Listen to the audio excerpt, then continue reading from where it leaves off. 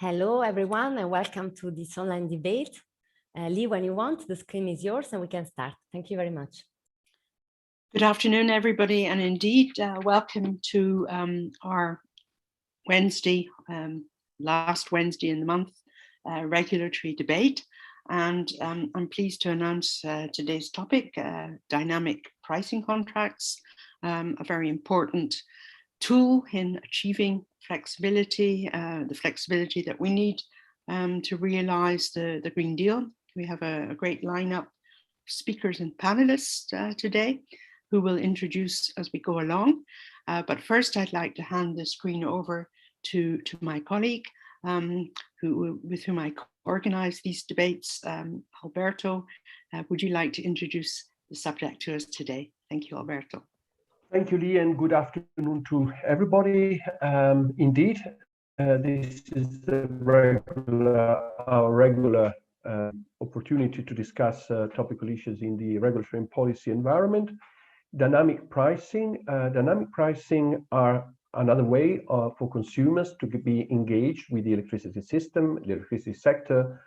Until not long ago, the most consumers could do was to switch suppliers. Now the new development in technology and the deployment of smart meters allow them also to be exposed to real-time pricing. And in this way, to the extent that they can react to real-time prices and therefore to scarcity in the electricity market as signaled by, for example, high prices, they can contribute to provide the flexibility that the electricity system would increasingly need because of the greater penetration of variable renewable. The Clean Energy Package, the recast of the directive, the electricity directives, entitled consumers who are equipped with a smart meter to have a dynamic price contract, so to be offered a contract with a price which reflects the wholesale price at a granularity which is at least the same as the one in the electricity market. So dynamic prices benefit both consumers and the system. Consumers because by switching consumptions from high price times to periods to low price periods, they can reduce their bill if they know the price that they are paying in every time unit. And the system, because as I mentioned, it's a form of implicit demand response, i.e. consumers reduce their demand when the prices are higher, so at time of scarcity. At the moment, dynamic pricing is not available in all member states, but as I said, the obligation has been imposed by the revision of the electricity directives. In Spain, a unique case in the EU, the dynamic price is the default contract for consumers. So we will also look more specifically at the Spanish experience. So this is what is on offer today, and the kind of issues that we will try to address include to the extent to which consumers have taken up dynamic prices where they are available, the extent to which dynamic prices have changed consumption patterns, so being exposed to real-time prices make consumer to adjust their consumption, and then what elements of the regulatory framework are key for supporting the penetration of dynamic price contracts. So this is what we are covering today. Obviously, in an hour and a half, we cannot do more, but I hope that we will shed some light on this aspect, which is one of the many aspects which we need to put in place in order to provide the flexibility to the electricity system that we need.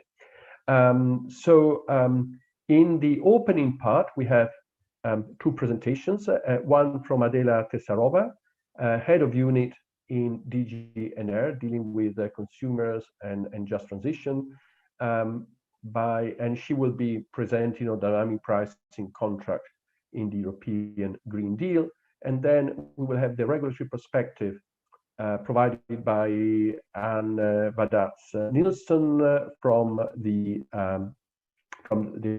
Council of European Energy Regulators, the Swedish regulator. So this will be introductory presentations, after which we'll have a panel of distinguished experts. And later on, we'll also have the opportunity of involving the audience with polls, as usual.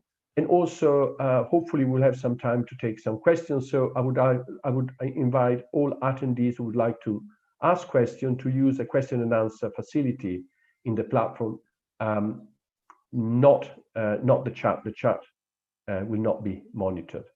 Well, I guess without further ado, I would like to invite Adela Tesarova to provide her reflections on dynamic prices contracts in the European Green Deal. Adela. Thank you very much, Alberto. And thank you very much for the invitation and for the possibility to be here. I thought I will introduce a bit the topic, and I hope I will not be too repetitive compared to what you said also, but okay. I wanted to say that with the Green Deal, we have decided in Europe to decarbonize faster and deeper than we have originally thought. And so there will be more renewables on our markets, and there will be faster, and there will be many more changes in the markets and faster than we had thought. And so the topic today is very timely and very relevant. The transition to climate neutral economy requires profound changes in the way we produce, transport, and consume energy. We already see that our energy systems are more decentralized, more decarbonized, and more digitalized, and these trends will continue and will become much more pronounced over this decade. We expect to have over half of our electricity in the current decade produced from renewables, and we expect to see many more consumers to be active in the energy market, to self-produce, to sell electricity, to store electricity. And to prepare for this new situation, we have, as Alberto already mentioned, we have we have revised our regulatory framework in Europe. With the Clean Energy Package of 2016, the Commission has proposed a new electricity directive, which is adapted to this new system, and where flexibility is a very important element. When I talk about flexibility in the electricity directive, this includes a dynamic pricing, but it also includes other elements, such as incentive-based demand response or aggregators in the system. When it comes to dynamic pricing, with the electricity directive, which already entered into force at the end of last year, every customer who has a smart meter has the right to be able to conclude a dynamic electricity price contract, at least with one supplier in the member state, plus every supplier who has more than 200,000 customers needs to offer dynamic price contract. Of course, dynamic price contracts only come into play when we have consumers equipped with smart meters. So deployment of smart meters is the precondition for a dynamic price contracting. And as Alberto said, dynamic prices benefit both the consumer and the electricity system. So they are a win-win. But of course, we have to make them win-win. We also need to make sure that consumers still remain protected. And we also have to make sure that the consumers are sufficiently informed. The future, the decarbonized energy market, and the fact that we will rely more on consumers being active participants in the market means that our consumers have to be much more educated and much more informed about energy than consumers were informed so far. And this applies to dynamic prices, but of course it also applies more broadly. We need much more active, much more informed and educated consumers. But it applies to dynamic pricing in particular, because it's a bit more sophisticated way of pricing for consumers. And it's necessary that it is always voluntary. That it's up to consumers to decide whether they want to opt in. And they have to be informed about the conditions, about the benefits and potential risks. And from what we have seen, for example, in the Nordic markets, that the dynamic pricing is much more common already. it can benefit consumers to have access to lower prices, and it can help us to more unify the wholesale and retail prices. The electricity directive also provides for dynamic price contracts being included in the online price comparison tools, which is also something which is starting slowly. Of course, there is the issue of potentially avoiding excessive prices for consumers, because the risk is there, of course.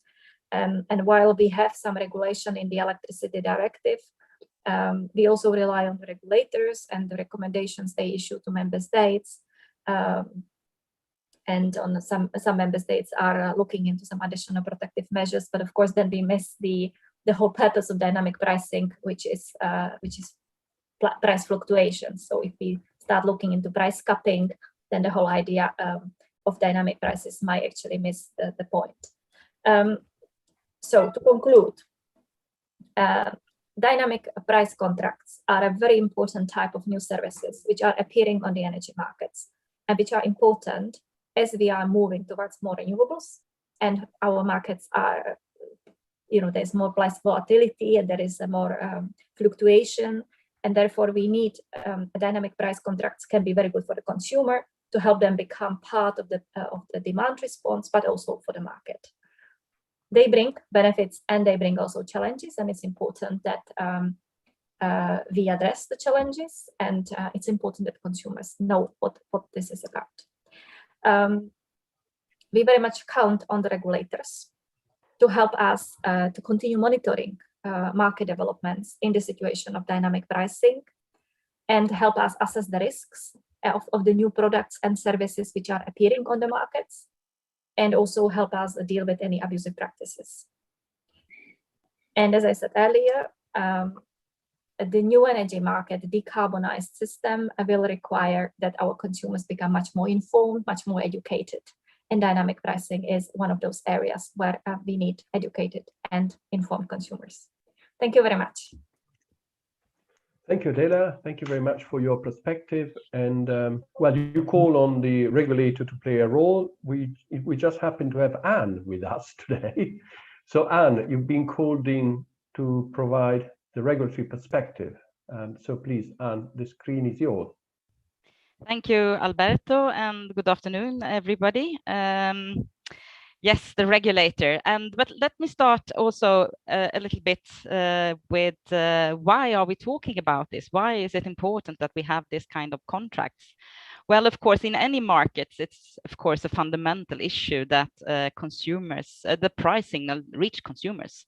And I think also for here in the energy market, it's very important. Of course, fundamental issue is that if the consumers can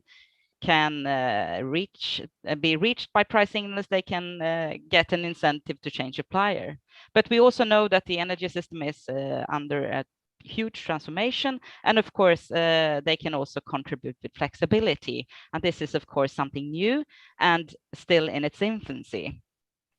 I think what we have is of course more variable production coming in, but also from what we see from a Swedish perspective, and I will mainly give a Swedish perspective, or sometimes give a Swedish perspective so you understand, even though I've been many years representing also the Council of European Energy Regulators. But what we see in Sweden is when the industry is going to be more electrified or transform their production, we will have a huge increase in demand.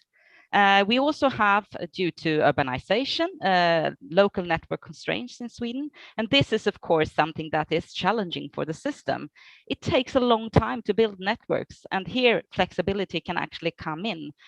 And if you have a system with a lot of heat pumps, you have a huge potential. I think in Sweden, 3,800 megawatts is the potential only for heat and household consumers.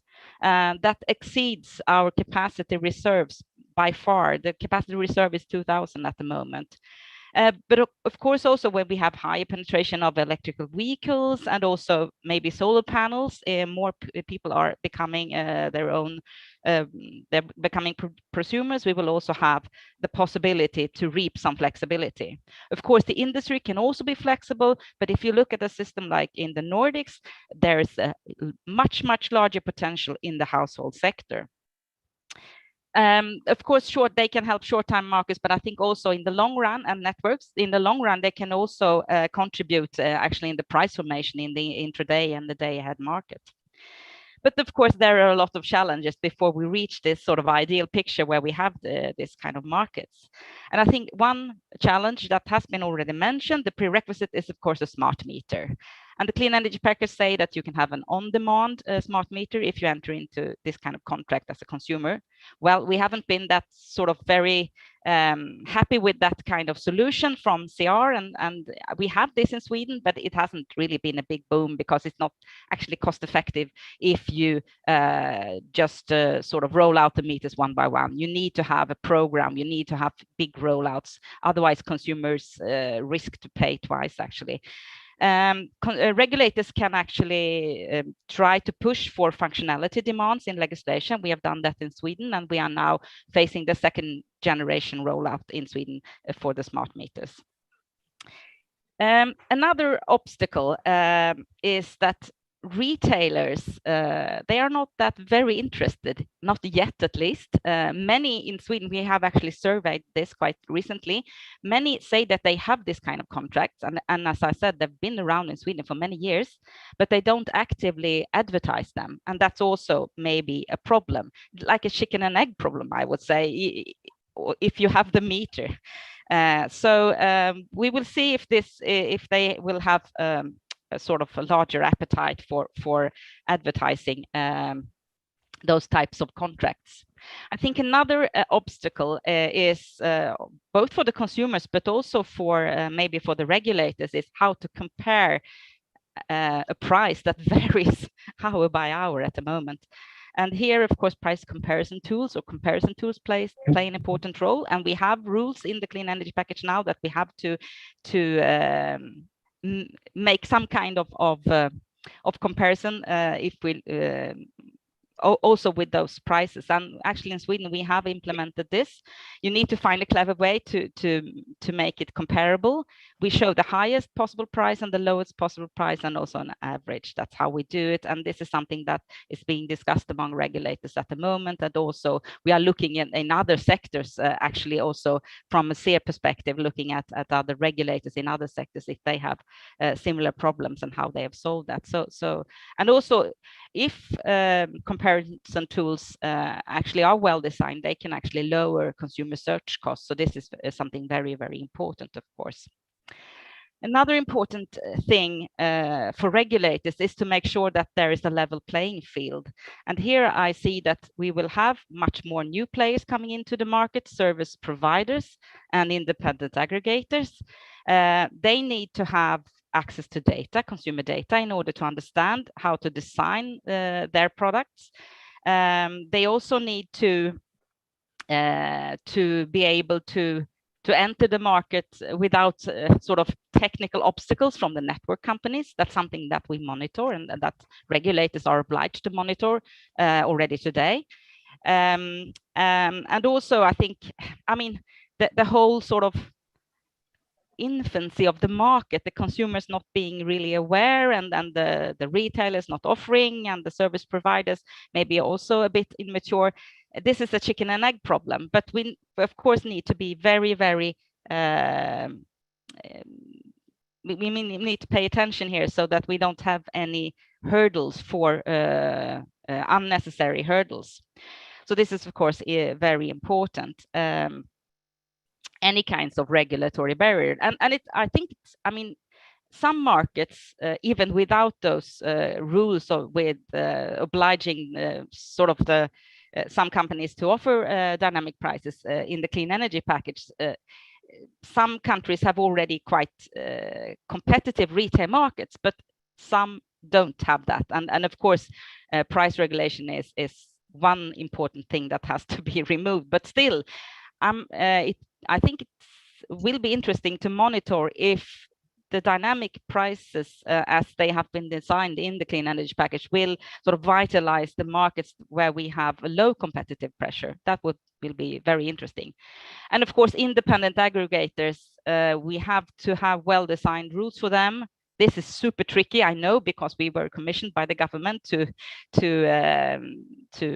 suggest how this should be implemented in Sweden. They should be independent, but also, of course, responsible for the imbalances, and that's very, very tricky if you only at the moment allow one balance responsibility in each sort of in each point, measuring point, or each where each customer are. So this is tricky. But not undoable, I think. And of course, our role is to make sure that we don't impose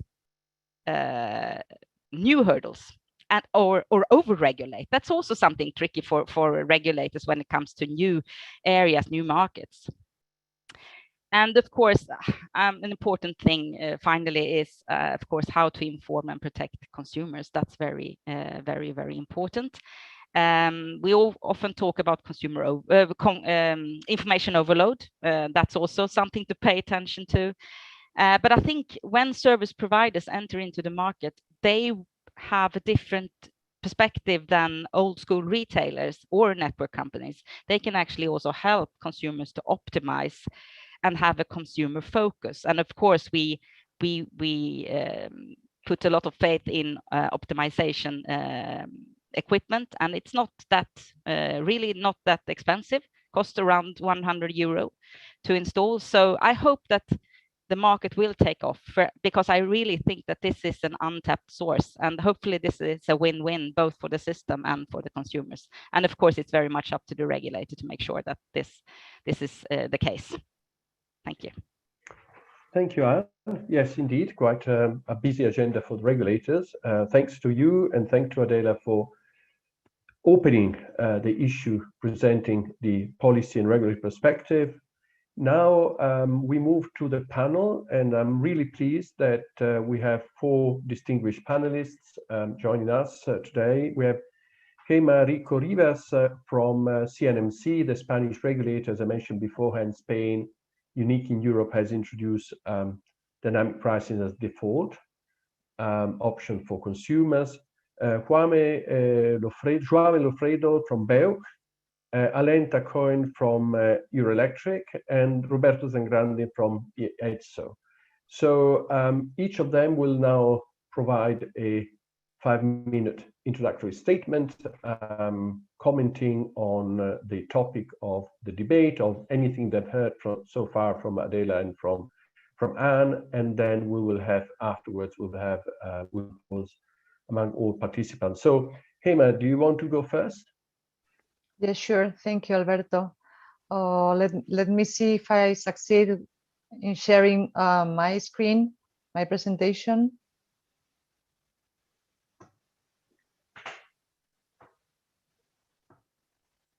Can you see it? It's coming. It is now on. Yes, indeed. Maybe you want to put it full screen, but we can see it. Yes, I will try. Let's try.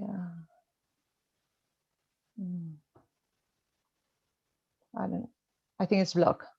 Okay, well, if you can see it, it's fine. Yeah, we can see it. Don't worry. Okay, I'm sorry. Well, first of all, I would like to thank the Florence School of Regulation the invitation to participate in this timely workshop on dynamic pricing, and giving me the opportunity to introduce you the Spanish experience.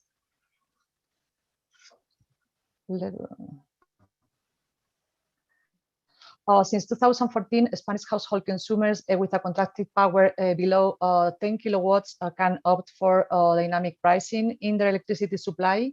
This is the so-called voluntary price for small consumers, in which the energy price is the spot prices plus the ancillary services during the billing period. Alternatively, this consumer segment can also opt for a regular supplier in the free market. In the PVPC regime, consumers with smart meters, which is almost 100% in the Spanish retail sector, are billed based on their hourly consumption and prices. The reference suppliers is the one who is obliged to apply these prices to small consumers that prefers to be supplied at a variable price. Additionally, reference suppliers are also obliged to offer a fixed price for 1 year, which is not regulated and can be freely set by these suppliers. This is because some consumers may prefer to have an ex-ante fixed price rather than an ex-post variable price.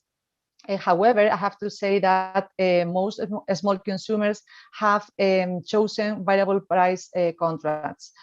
It's also important to mention that the reference suppliers are obliged to offer this PVPC as a kind of public service obligation, and they are not allowed to offer any other type of product. Here you have some figures on the Spanish electricity retail market. As already mentioned by Alberto, CNMC is the national regulatory authority, which is in charge of supervising the energy markets and make recommendations to improve its functioning. And according to our data, in 2020, the number of consumers in the Spanish retail electricity markets amounts more than 29 million. Out of these consumers, 94% were domestic consumers with a contracted power below 15 kilowatts, and the 6 remaining percent correspond to large consumers, SMEs, and industrial consumers. In terms of consumption, the 47% of the energy was consumed by industrial consumers, 28% by domestic consumers with a contracted power below 10 kilowatts, and 25% by larger domestic and SMEs consumers.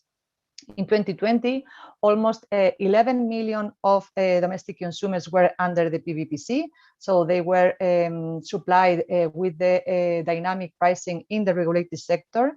This represents the 39% of consumers with less than 10 kilowatts in Spain. And on top of that, there were 3 million of consumers who have chosen a dynamic pricing tariff in the free market. So to sum up, there were more than 14 million of consumers being supplied with a dynamic pricing, both in the regulated and in the free market. Regarding switching, as shown in this chart, the switching rate in the Spanish retail market in 2019 remains at similar levels than in previous years, in an average at 10%. By sector, the high switching rate in the SMEs and industrial groups stand out, with a 24% and 28% each, compared to the domestic group, whose switching rate was around 9%. I have to say that in Spain, domestic consumers tend to contract time discrimination tariffs. In 2020, 34% of consumers with contracted power below 15 kilowatts had time discrimination tariffs, compared to the 22% in the previous year. But in most cases, I have to say that CNMC didn't really notice a relevant change in the consumer consumption pattern, especially due to the tariff design. Here you have, in the next slide, you have metrics that we use to see how has been the evolution since the establishment of PVPC in 2014. And on the left-hand side, we represent the bubble, which is the regulated market. As you can see, in 2014, the biggest bubble was on the left-hand side, and on the right-hand side we have the free market. And if we see the evolution year by year, we can see how the let me see, here we have, yes. We can see the evolution that has been a year by year transfer from the regulated market to the free market, and this is the trend that we are facing in Spain. nowadays. So being aware of this issue, being aware of the complexity of this issue, CNC has developed quite recently different initiatives, not only to inform consumers, but also to engage them in the energy retail market. First of all, I would like to mention that last year CNC approved a piece of legislation amending the transmission distribution tariff design with three main targets. First of all, simplification, because nowadays domestic consumers have 6 different types of tariffs, and now we are moving to adjust one single tariff for domestic consumers. So the tariff structure will be very much simplified. The second target is consumer engagement. As long as this regulation settles 3 different periods of time for metering. So we distinguish between peak, standard, and off-peak or valley. The market signals to change their consumption and to change their behavior and save some money in their energy bill. And the third target is energy efficiency. As long as this regulation establishes different contracted power, distinguish 2 different periods for contracted power, peak time during the day and off-peak during the night. So this facilitates not only the electrification, but also the penetration of the electric vehicle. And all in all, it encouraged the participation of consumers in the energy transition. Other sets of proposals that we are launching, we have published some recommendations not only to suppliers but also to consumers in different matters. Here you have some examples: door-to-door sales or rebranding, maximum contract termination fees, or meter rentals. Some of them have been introduced in the regulation. Some others have been considered or have been launched as a binding resolution. And just to give you some examples, last year most distributors and suppliers in Spain had to change their social brand to avoid confusion of consumers. Also, very recently, just last month, this CNMC worked together with the Ministry of Ecological Transition to launch a new electricity billing design. This new billing design is a simplified billing which includes relevant information which can be of interest for consumers, such as what type of tariff they have, if they are in the regulated or if they are in the liberalized market, or how can they complain if this is the case, or what has been the maximum contract power that they have used during the billing period.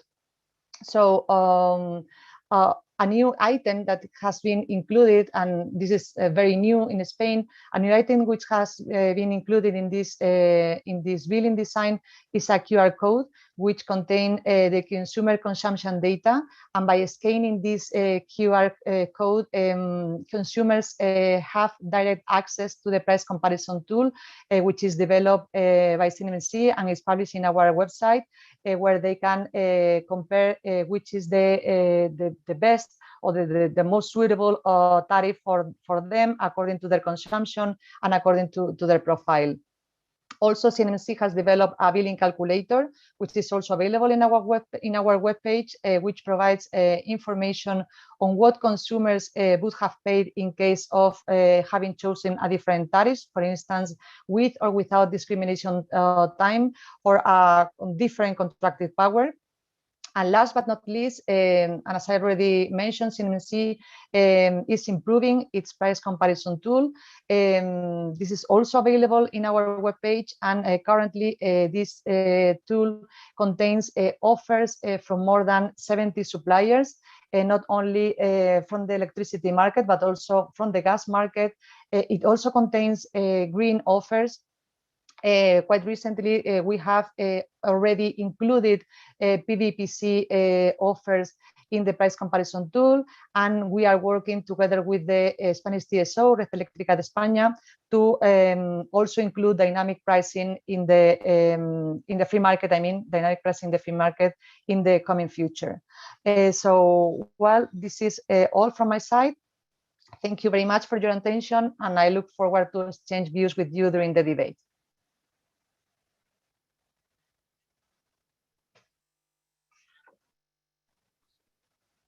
Thank you very much for providing him a very rich presentation of the Spanish experience. A lot to offer to consumers. So now, Joame Lofredo from BEUC, the European Federation of Consumers Association.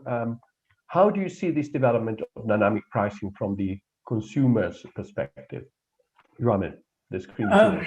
Thanks, Alberto, for the introduction, and thanks for the invitation to this event. I'm very happy to speak at this event because, well, the event is very timely, and I think that the topic is very, very important. And maybe let me just start by saying why at BEUC we think that this is important. And I will say it very clearly. Europe will not achieve its Green Deal objective if the clean energy package is not implemented properly. And dynamic price contracts in the clean energy package have a key role because they're fundamental for integrating in an affordable way an increasing amount of renewable energy in the energy system. And for this reason, they are key to achieve the renewable energy targets at an affordable cost.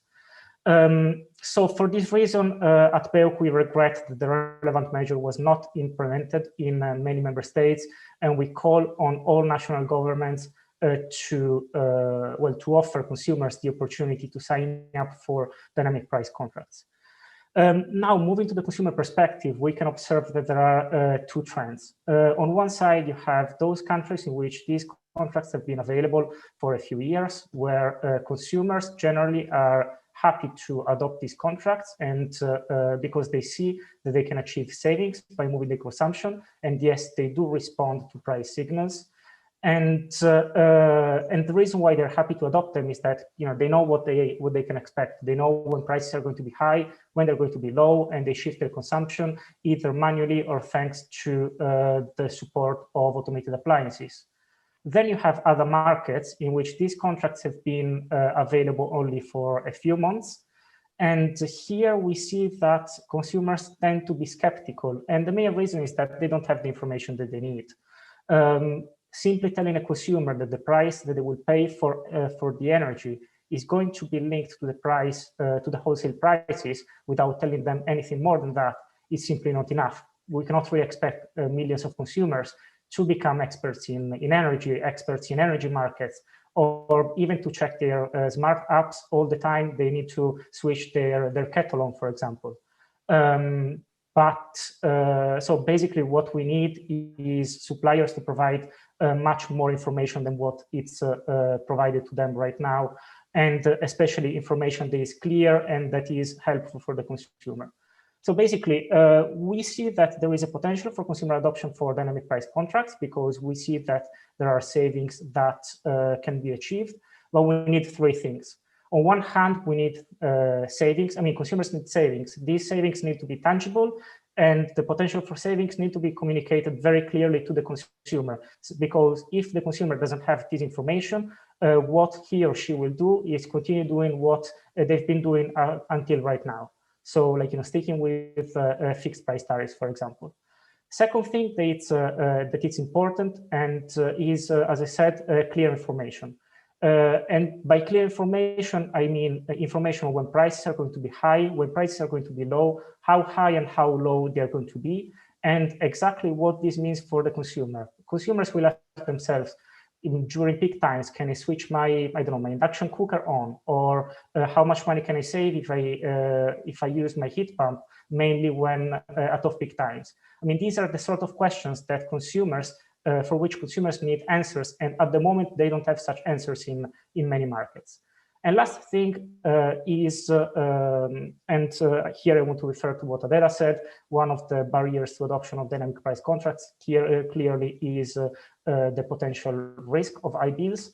Some clauses in contracts that help consumers mitigating this risk have proven to be successful for consumer engagement. And here I'm referring to price caps, or for example, to caps to monthly bills. These clauses give consumers the peace of mind that they need to engage with these contracts. And last but not least, it's important that it's not only the supplier providing this information, but we see that other actors like consumer organizations or like energy regulators have a role in providing this information to consumers, because consumers perceive these organizations as unbiased and impartial. And I will stop here for the moment, and I'm happy to comment on the poll and to answer to any question that you might have. Thank you very much, Jean. In fact, there would be more to comment on the results of the poll, which will also look at what we can expect as a response of consumers to dynamic prices. So next, Alain Tacoin from Eurelectric. We also invited European energy retailers, but we didn't get any feedback from them. But Alain would represent probably the larger retailers, the one in Eurelectric. Alain, the screen is yours.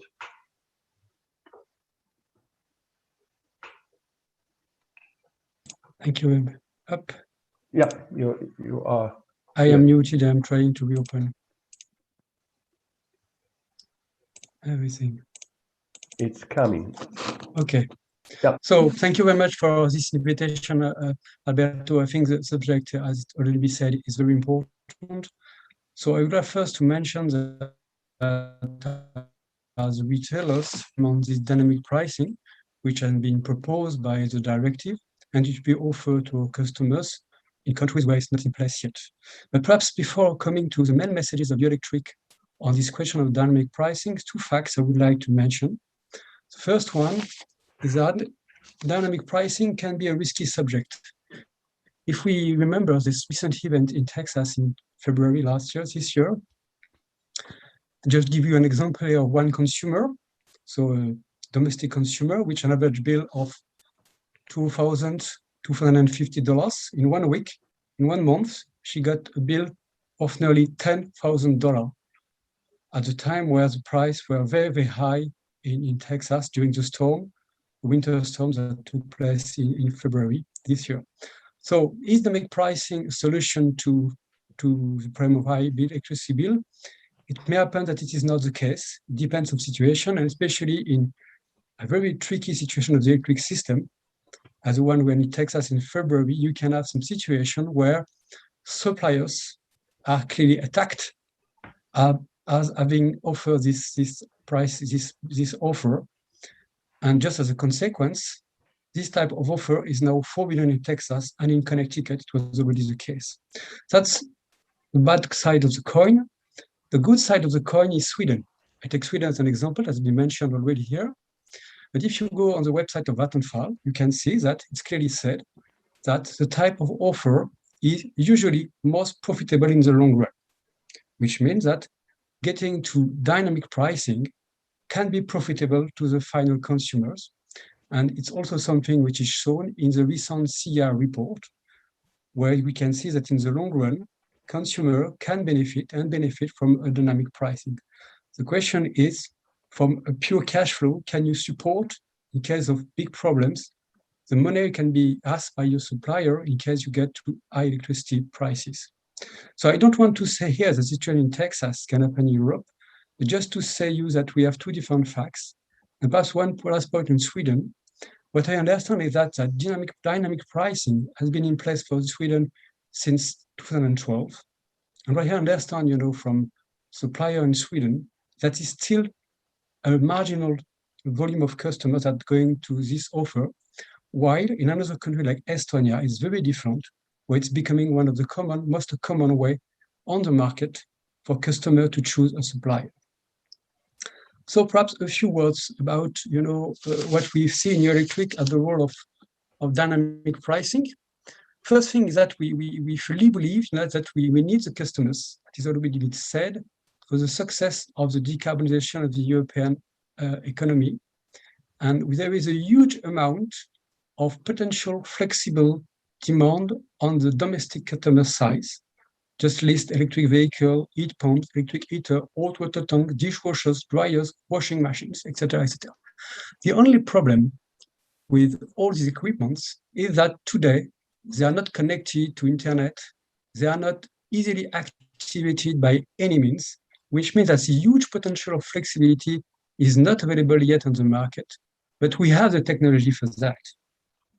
We can expect in the coming years that as soon as it is possible to connect these appliances to internet or through smart meters, it will be possible to activate the huge capacity of flexibility which is available for domestic customers. And it's not a dream. It's not a dream, because sometimes I know I have heard that it's a dream to think that customers can actively participate in the market. We have a proof which has been in place in France for 40 years now. Half of the French domestic customers are offering every day their hot water tanks with flexibility. And if you go on the transmission system operator website, you can see that every day at 10 o'clock, it gives a flexibility of 3 gigawatt. So the huge participation of domestic customer is possible to the market. So we need really to develop this technology. The thing we are very cautious in Euretic about that is that we believe that customers must offer their flexibility, must be able to offer their flexibility, but they must also trust in the electricity market, which means that if a day we have an event like the Texas one somewhere in Europe, we may face a problem with an event with dynamic pricing. That is why in Euretic, we think that we have first to look at the type of customer we have before us. Some love risk, some love, applications, apps on their iPhone. Some do not love that at all. So we think that we have to offer a whole range of customer, a whole range of supply offer to customers in which they can choose the one which they prefer, mixing their risk aversion, their capacity of offering flexibility, and the way they want to pay their electricity. That's for electricity pricing. But perhaps two other points which are related to electricity invoices, which we have to bear in mind that we're only here talking about 1/3 of the final invoice which is sent to the customers. The two other parts are network costs and taxes and levies. For network costs, in Euretic, we believe that we should not go to dynamic network tariffs, which are hardly very, very complicated for DSOs, retailer customers, and for which today we have seen no proof of any real benefits for DSOs, for customers, and for retailers. And finally, let us keep in mind that we can develop all the flexibility you want, but what is really important is taxes and levies.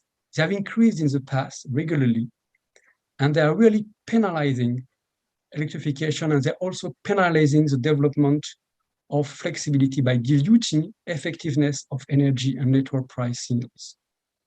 So that's all for me. So I thank you for listening, and I'm very happy to participate in the debates that will come later. Thank you, Alain. Thank you also for raising the issue of Texas. We had, in fact, one question from the audience about Texas, whether we can deal with it later on, but whether the experience in Texas is actually scaring consumers away from dynamic prices. But before we go to the polls and before we then take a wider discussion, Roberto Zangrandi from EDSOs, the DSOs, because at the end of the day, flexibility is also helping distribution system operator to manage their network. So Roberto, your reflections.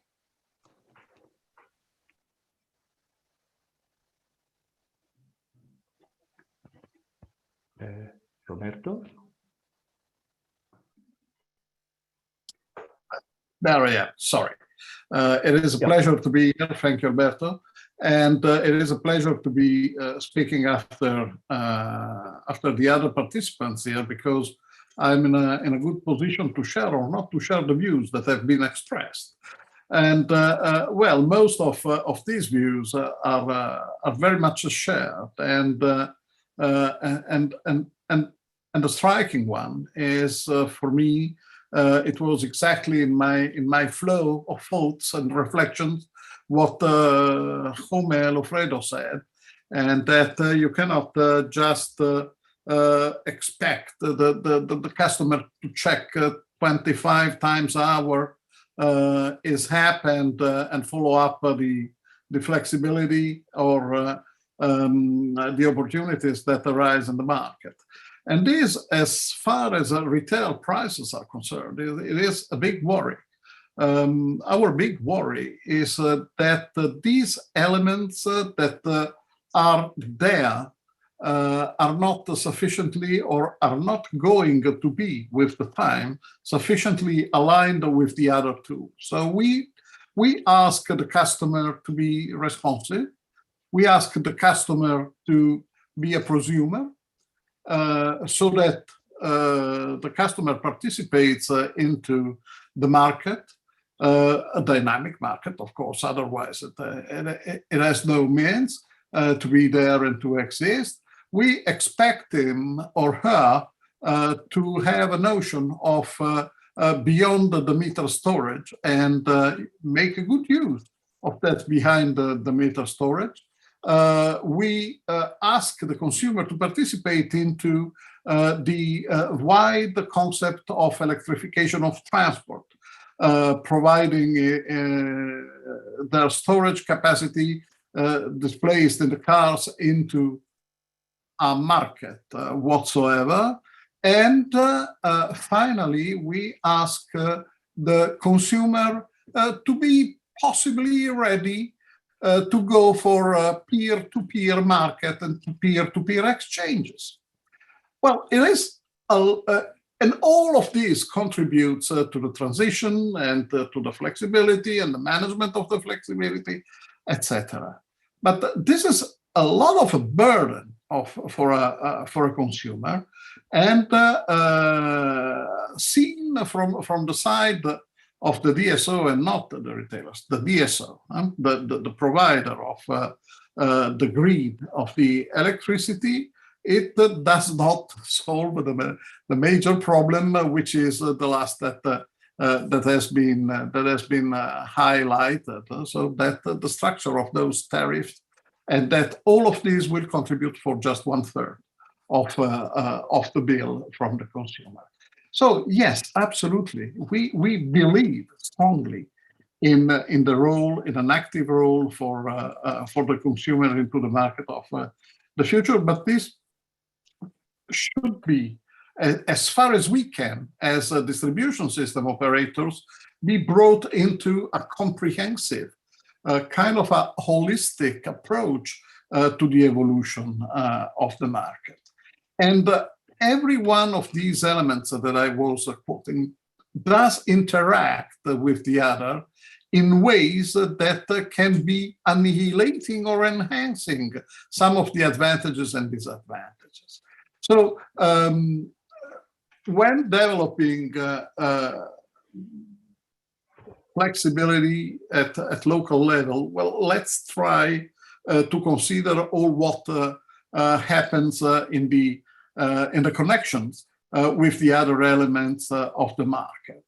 And at the end of these, what happens with the distribution network tariff structure, because it is still there, and it will be still there, because it will be absorbing and redistributing the energy that is also generated by the active consumer and coming from the requested flexibility and the responsiveness to the price signals whatsoever.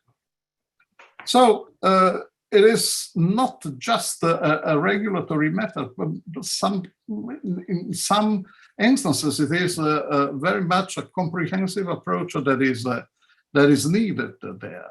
And probably harmonization of the distribution network tariff is not the best of the solutions across Europe, because it is quite difficult to implement. And obviously, we are very much positive in saying that the distribution network tariff structures should, I read from a document that we shall publish in the next weeks, provide economic signals to network users not to be subjected to market objectives and sign-on, not to be subjected to that, and be resilient and anticipate future challenges, as, for instance, renewable batteries, EVs, electric heating, and peer-to-peer exchange, which is what I was mentioning before. And this gives space to a few guiding principles that we would like to see respected in the future. And the cost reflectivity is a basis. The fairness in that cost reflectivity is also there, because it might not apply to the generality of the retailers, for instance, or the aggregators, or those re-injecting in the distribution market what comes from aggregation processes. And of course, the efficiency in the use of the network should we also, I use the real term, compensated, if not acknowledged, compensated, and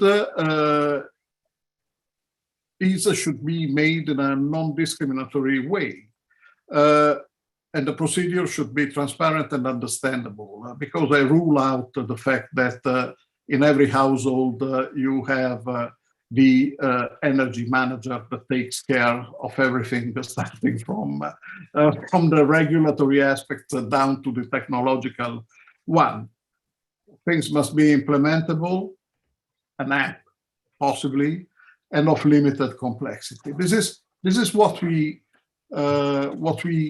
really cherish, to be around the system of network tariffs to be translated down to the consumer. And we are also developing at ETSO, and I'm done after these, a new committee. It is called Customer and Electrification. So just to point out that the customer centricity is not just a fashionable element to be brought in the public speaking of the DSOs, because otherwise you don't go anywhere. You cannot mess up the customer's perception. You must render services to the customers. This is the conclusion also where Alain Tacon and Euroelectric and the friends of his committee in Euroelectric, very well structured, are coming to. And to move a step beyond these, we must also identify those challenges that you pointed out, and that many others also acknowledged to be in the process. There is the big temptation for an average consumer to know exactly how much is going to spend for his electricity. You can have dynamic pricing. You can accept to participate into the demand response, but you want to know exactly how much you're going to spend. And the example of Texas is fantastic for that. And obviously it is much more virtuous, the example of Sweden that we know very well. But there is another risk that as a representative of DSO, I don't want to see, and it is the flourishing of compensative products for the consumer to protect the consumer from the fluctuation of flexible pricing of the electricity bill. And it means micro insurances or whatever, some hedging on the price of electricity that can be offered in the market as a service similar to the service that is offered by the aggregators. well, this would be a breach, a substantial breach in the social role of a public service, even if that public service is provided by private companies. And this is why I'm looking very much forward to the debate in the next half hour. Well, thank you very much, Roberto. Thank you for providing the perspective of DSO. So now we come to the involving our participants, the audience, and we have prepared 3 questions for them. Panelists are not able to vote, so you've already had your chance of expressing your views, but then you will be asked to invited to comment. So excellent, thank you, Chiara. So the first one is about the role of dynamic pricing. So the question is, in your views, what role could dynamic pricing play in promoting the provision of flexibility to the electricity system? You choose A if you think that it's an important role, as there would be a large penetration of real-time pricing, which will prompt demand response. You choose B if you think that it has a medium role, as the penetration of real-time prices will be limited. Third, no or almost no role, because yes, there may even be real-time pricing taken up, but they will not promote sufficient level of implicit demand response, so consumers do not react. And then D, the consumers will not opt for real-time prices, so there will be no role. So please choose.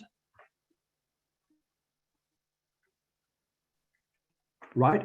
So we think that there should be sort of a limited role, because the penetration of real-time prices would be limited. This seems to be the one chosen by more than, well, around half of the respondents, and others are more optimistic. Yes, there will be a role. So we seem to be mildly optimistic, but quite realistic in terms of a medium role. Thank you very much. Now we go to the next poll. The second one is about the main barriers to the increased role of dynamic prices in the retail electricity market. We've seen that so far they haven't yet developed as much as expected. So what are the barriers? Is it physical or ICT infrastructure requirements? Is it an awareness and behavior of consumers? Wholesale market price volatility representing a risk for consumers? Concerns on data protection, or something else? So please vote.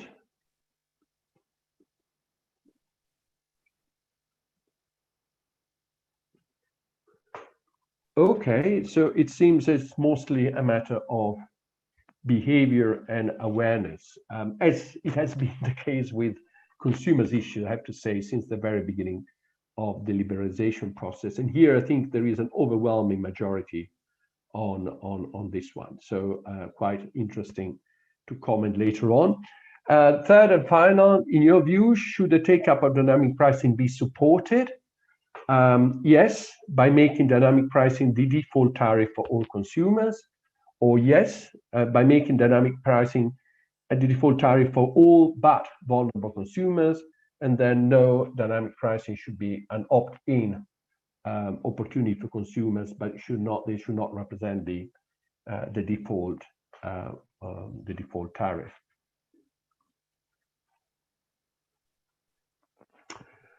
Okay, so there's, I think here again quite a strong majority in favor of leaving them as an opt-in opportunity for consumers. So consumers should voluntarily choose them rather than being able to opt out from them. I think it's well, I think quite interesting messages. I would like now the panelists but also Adela and Anne and Lee to come in and comment on this. Maybe I can also throw in a couple of questions, because I'm not sure we will have time later on. I've already mentioned Texas beforehand. How the experience of Texas may affect the take-up of electricity prices, of dynamic prices. they also a reflection of on the elasticity of demand, because there seems to be some evidence where that suggests that consumers are not really price elastic. And then I would also add a question on whether different appliances, consumers have different attitude on the flexibility on demand response for different appliances, and therefore there may be specific arrangements for them. So maybe I will start again from the beginning, from Hema, but please this time try to stay within a couple of minutes. Pick one aspect that you want to comment and provide your comments. So Hema, you go first. Yeah, sure. Thank you. Well, regarding first question, I think that dynamic pricing will play a role, definitely. At least this is the case. This is the case in Spain. However, I have to say that in our view, dynamic pricing should be introduced together with an appropriate tariff design. According to our experience, although the PVPC was introduced as a default tariff for domestic consumers in 2014, we didn't really see a real change of consumer of consumption pattern in the energy sector. That's why in Spain, well, the reason of that is because in Spain, the weight of the energy component in the domestic tariff is less than the 40%. So consumers didn't really perceive the incentives to change their pattern, as long as they will have few incentives, few savings in the energy bill. So for that reason, quite recently, CNMC decided to amend the transmission and distribution tariffs, basically with two purposes. First of all, to balance the weight between the energy component and the network component. So to balance the variable part of the tariff and the fixed part of the tariff, and secondly, to distinguish different type consumption period, and providing this difference of consumption prices among this period. This is the way to really translate to give consumers the real incentives to send the real signals to encourage them to change their pattern. However, I have to say that the new tariff design will come into force just next week, so we will see what happens then. We don't really have the experience yet. Thank you very much, Hema. We should have waited another week for this debate. Thanks a lot. Kwame, your reflections on the polls and also on the questions. Yeah, just a comment on the first question and also on the question on elasticity. So whether consumers will adopt dynamic price contracts and whether, well, these will be, I mean, to what extent these will be important for the integration of renewables. I mean, it really depends on what is going to be the level of remuneration that consumers can achieve, and whether this level of remuneration basically justifies the initial investment in smart appliances that will make the the shift in consumption automatic. Because as I said, I mean, like, and as Roberto said, we cannot really expect this to be manual. If this becomes automatic and becomes very easy for the consumer, then we can expect that many consumers will adopt these tariffs, and that they will make savings and that they will provide a meaningful contribution to the energy system.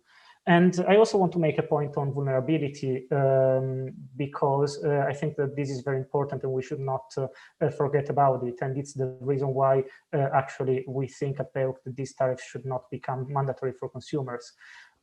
Vulnerability, I mean, when we talk about vulnerable consumers, we generally think about energy poor consumers, but as we also highlighted it in our shared vision that we produced with SEER last year, and I know that Anne knows one thing or two about that one. digital divide is also another element of vulnerability.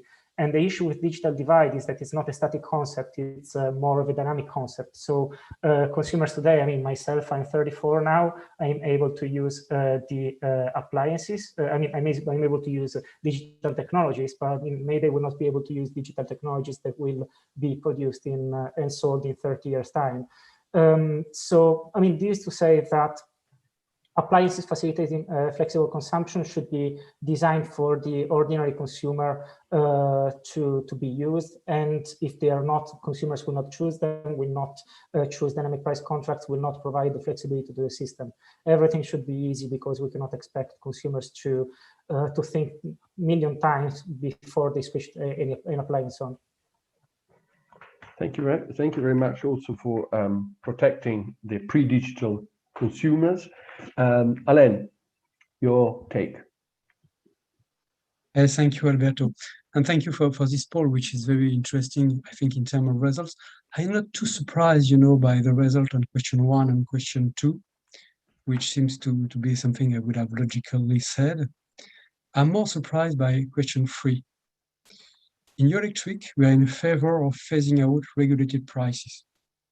And under the question, the two first questions are, do we want to impose one form of supply offer to all customers or a big part of them? For me, it's a regulation of the retail market. So I'm very surprised that 42% of the participants here are saying we just want one form of supply offer to be offered to customers, which is real-time pricing. We are clearly in favor in Eurelectric in competition between suppliers, and competition goes through different type of offers offered to customers, and it's up to them to customer to choose. That's why, I'm personally quite surprised, by this result. But if we had the question, do you want to phase out regulated prices? I am sure that the panel people will have answered, no, we don't want regulated prices anymore. That's why, I would really pay attention to the fact that so many people are ready to go for a new form of regulation on retail prices. I think this is food for thought for the Commission. Okay, well, we'll ask Adela later on. Thank you very much, Alain. Roberto, your 2 minutes of reflections. Yes, and thank you very much also for the poll. Very interesting question and very interesting reactions. I was just considering that we have already the possibility to elaborate and improve the flexible tariffing for retail without inventing big things, at least in the starting part of this. Because, it is a long time that you have got double timing in the tariffing of the customer. The night tariff and the daylight tariff whatsoever. And it can be used by retailers if you have an electronic meter anyway. And it is not compulsory for that. And sophisticating a little bit this could extend with a level of assurance towards the consumers in order to keep guaranteeing a leveled price, but also improving efficiency and have several hints for a reaction to price signals. And you can fraction exactly as Hema has shown different approaches in the tariffing over the day. But this is just something that is a low-hanging fruit that probably the regulators should implement along with policymakers. These said, I'm totally sympathetic with the result of the poll, and I really emphasize the question number 3 reaction, which was that there should remain opt-in. But I would also suggest that retailers start thinking of something that could improve the other 2 options. Because yes, if you are vulnerable, and then we must see what is the definition of vulnerable consumer, the one that Burke has elaborated over the time, is pretty effective, is much more effective than the policy expression used by the Commission starting from 2007.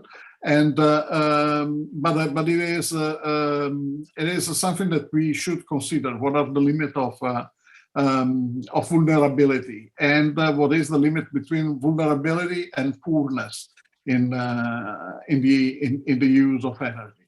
And Home mentioned the digital divide as an element of vulnerability, but there is another element of vulnerability that has nothing to do with that, and it is you can be digitally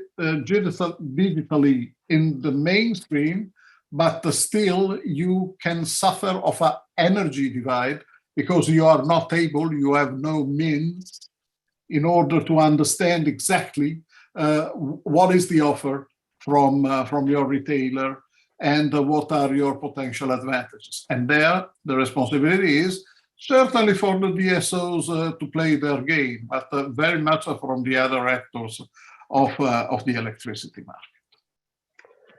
Thank you, Roberto. I wonder whether Lee wants to also provide some reflection before we ask Adela and Anne to provide their views. Thank you very much. Yes, I've been following the chat as well, and the very interesting debate.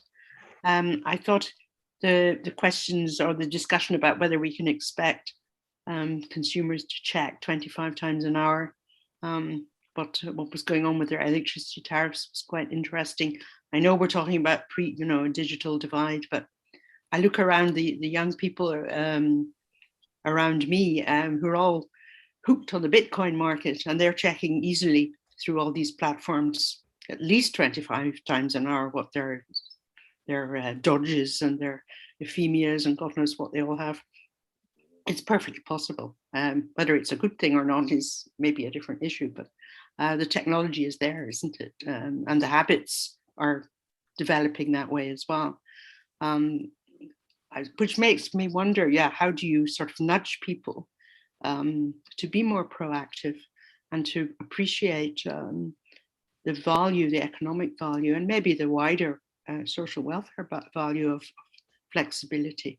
And I think one of the suggestions in the chat should really be thought through, that we're, as you're using electricity for so many more uses, including EV charging, then there must be a lot of scope for dynamic tariffs for different appliances, surely.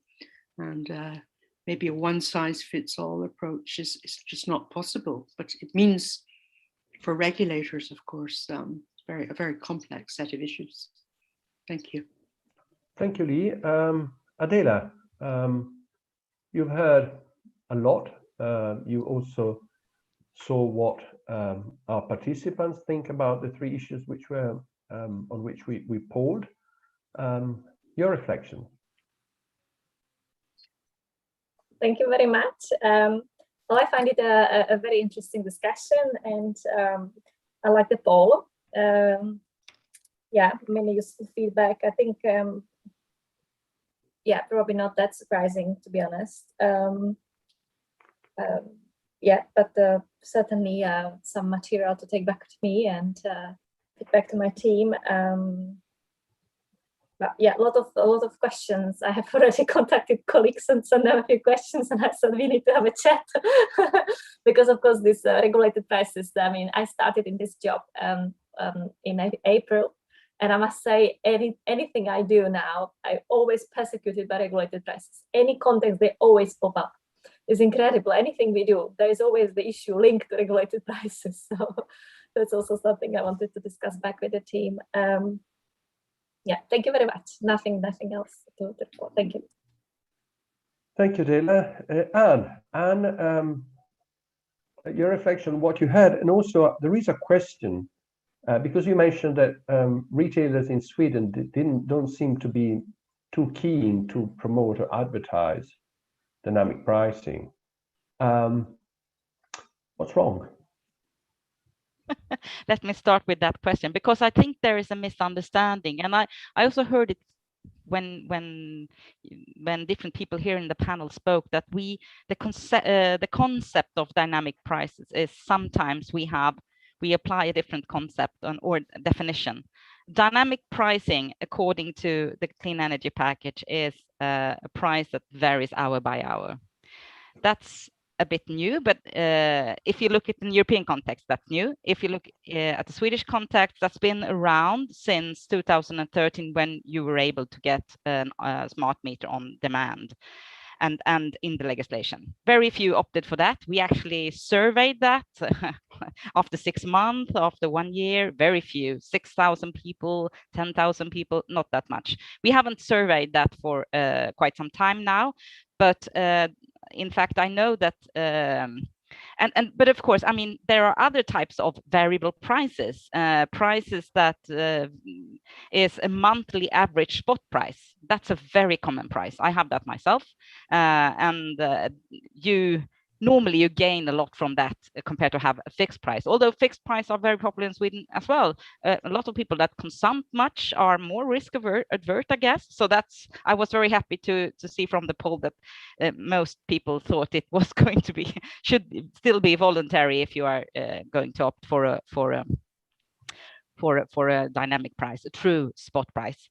But I think that the answer is, and I think also answer number one in the poll, medium role, is this is a result due to the fact that this is still in its infancy. It depends on what you want to achieve with dynamic prices. Of course, I mean, now I'm a bit provocative here. It was a way for the Commission to sort of, through the back door, put the pressure on those markets where regulated prices were not going to be abolished. Because, I mean, that was the aim from the very beginning from the Commission. And if you ask me, regulated prices have to go, but this is a trickier. It doesn't really address the elephant in the room, actually. But still, I mean, dynamic prices and true spot prices are very important if you want to unlock the flexibility. And as I said, huge potential. And also, I think, I mean, this is a behavioral thing, and I think in the future, I hope we will say that this doesn't play like a medium role. It is important, and it has its role to play in a future market. And here, of course, behavior of consumers and awareness of consumers is key, among with the fact that it must be voluntary, of course. But I think that we know, because we surveyed people that had heat pumps, if they were willing for somebody to put an automation device on their heat pump and control their heat pumps. And many people were actually positive towards that, even if they didn't gain a lot of sort of money, because you know, there is a really, you can actually put down the heat in a house 1 degree and you don't feel anything, no change in comfort. And for that, people were quite positive to, okay, if I get very little remuneration, I can do this because I understand that I contribute to the transformation, I contribute to more, so a better climate, etc. So I think we need to also nudge people into this. And I heard a very interesting speaker, Professor Linda Steg. She was at the Sears customer conference. She said that people actually want to do good. They have this altruistic mindset, but they refrain from doing something good because they think that everybody else don't have that mindset. And this is very interesting, of course, and we need to explore this more. And I think also in the area of energy. And by the way, Roberto, I think that the network tariffs also need to be dynamic, because the lowest hanging fruit for the flex at the moment, at least in Sweden, is on the network side. Actually, that's where we have some local constraints. Thank you. Thank you very much, and also thank you for clarifying. You know that, well, at least that behavior is still playing a major role. I mean, technology is always going much faster than anything else. Regulation and policy try to catch up, but what is slow to adjust is consumers' attitude. And even, you know, here we are probably not a reflective sample of the population. There are a lot of people out there who still think that electricity comes out from the wall as sort of a miracle. So thanks a lot. There would be a lot more to discuss. There were a few other questions interesting to deal with, but unfortunately we are getting close to the end. So maybe, Lee, again, do you want to start considering some final reflections? Thank you. Yes, thank you very much. Well, I mean, I think the last comment by Anne was really important. You know, we have to indeed look at ways of nudging consumers to think more creatively also, and not to, you know, and to alleviate their fears.